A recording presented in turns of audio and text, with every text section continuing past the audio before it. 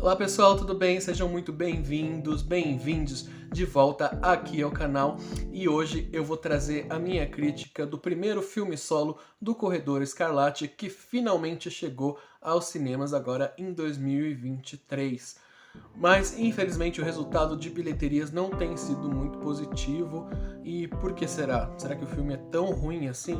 Bom, fica comigo depois da vinheta para descobrir.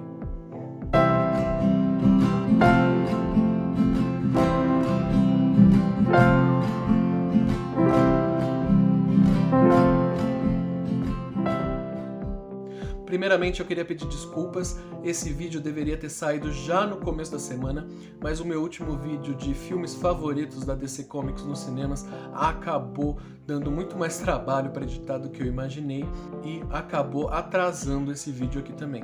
Inclusive eu sugiro que vocês assistam, que tá muito bacana, eu vou deixar o card aqui para vocês. E antes de começar esse vídeo, eu queria pedir para vocês que já deixem aí o seu like e se inscrevam no canal se vocês não forem inscritos. É só um segundo, é só apertar um botão, não custa nada, mas me ajuda demais a continuar crescendo com esse canal e trazendo cada vez mais conteúdo como esse aqui para vocês. Então, muito obrigado. Lembrando que essa crítica não tem spoilers, se vocês quiserem depois um vídeo para tratar dos spoilers do filme, deixam aqui nos comentários que eu vou ficar muito feliz em fazer. O Barry Allen trabalha como cientista forense no departamento de polícia de Star City e ele anda um pouco insatisfeito com o seu papel como Flash na Liga da Justiça. Ele chegou à conclusão de que ele é um mero faxineiro das ações da Liga. Só que aí nas vésperas do julgamento de um recurso apresentado pelo seu pai, que foi condenado injustamente lá no passado por assassinar a esposa, o Barry descobre que através da sua força de aceleração ele consegue voltar ao passado. Então ele traça um plano para salvar a sua mãe e consequentemente o seu pai. Só que aí alguma coisa dá errado e ele acaba caindo no passado em uma linha alternativa em que ele não ganhou seus poderes, em que não existem super-humanos, a Liga da Justiça nunca foi criada e o Batman, ao invés de ser o Ben Affleck, é o Michael Keaton. E aí os problemas aumentam de vez quando o Zod chega à Terra para promover a sua invasão e dessa vez não tem Superman para impedi-lo. Bom, as conversas sobre um filme de The Flash começaram na Warner Bros. Lá na década de 90, logo após o sucesso do Batman de 1989, mas esse projeto nunca foi para frente por uma série de questões. Foram diversos os diretores e roteiristas que passaram pelo projeto ao longo dos anos, mas parece que eles nunca entraram em acordo com o estúdio sobre o tom que esse filme deveria ter. Lá no início dos anos 2000 entrou em produção Liga da Justiça Imortal e foi novamente dado sinal verde para a produção de The Flash, que serviria como um spin-off dessa aventura da Liga. Mas o filme da Liga foi cancelado devido à greve dos roteiristas daquela época, o que novamente acabou impedindo a produção de um filme do Flash. Em 2013, com o lançamento de O Homem de Aço e a ideia do estúdio junto do diretor Zack Snyder em criar um universo compartilhado da DC, assim como vinha sendo feito na Marvel, novamente voltou à discussão a criação de um filme do The Flash. Esse filme deveria ter saído um pouco depois de Liga da Justiça, só que como a gente bem sabe, Liga da Justiça foi um grande fracasso tanto de público quanto de crítica, o que acabou adiando novamente o filme.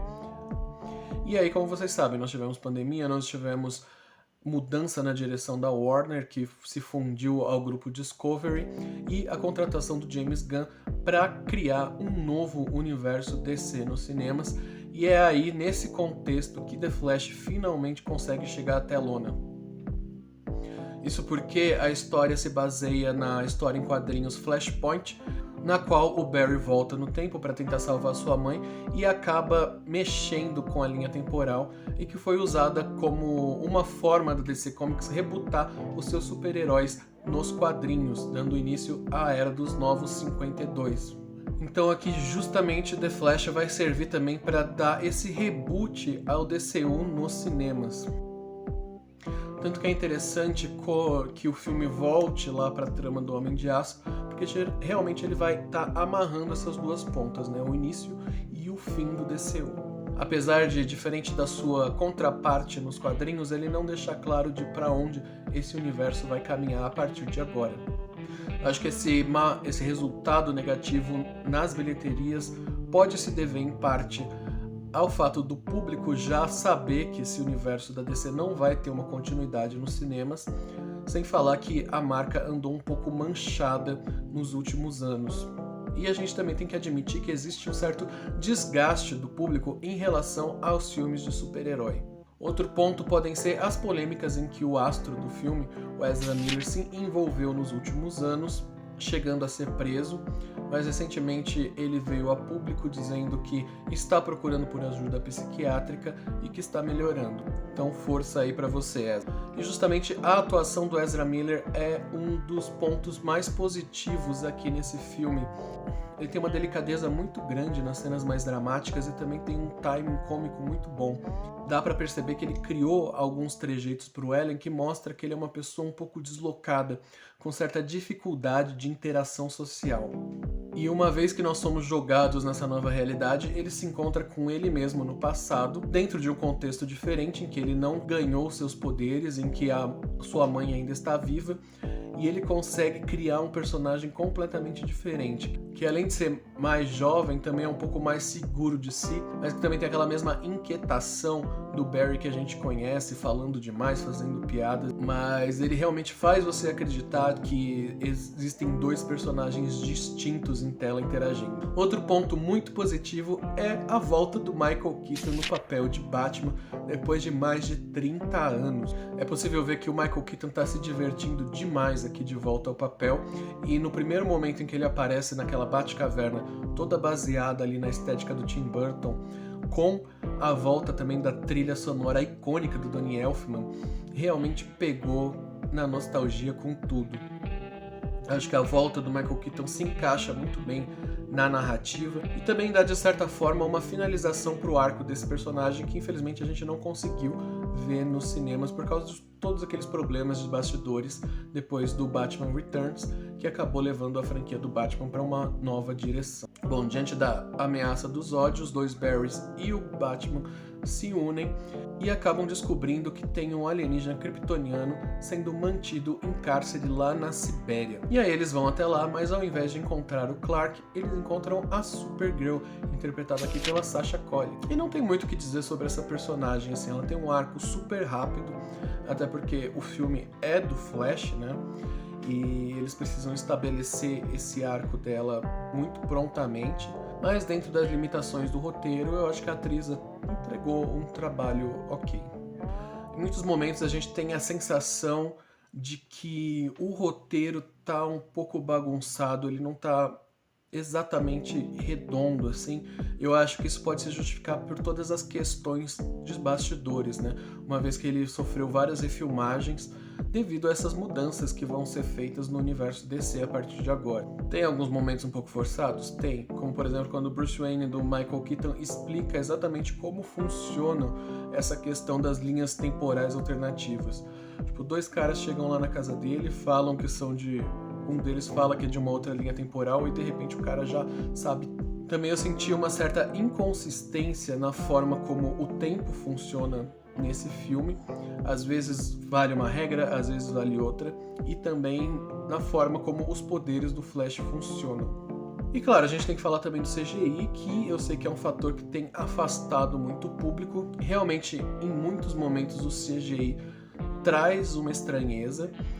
Tem uma cena que é muito divertida no início, em que o Barry tem que salvar alguns bebês, que apesar da cena ser muito engraçada, o efeito dos bebês é muito estranho, realmente entra ali no Vale da Estranheza. Algumas cenas de ação também, você percebe nitidamente que são bonecos digitais interagindo, e a gente sabe que os profissionais de CGI têm sofrido muito com uma falta de tempo que tem sido dada pelos estúdios, o que aparentemente não é o caso aqui, já que esse filme ficou em pós-produção por muitos anos. O Andy Muschietti, que é o diretor e que ficou conhecido pelo seu trabalho na franquia do It, baseado nos livros de Stephen King, chegou até a via público justificar que os efeitos estranhos são propositais, especialmente nas horas em que o Flash está em alta velocidade e as coisas aparecem em câmera lenta.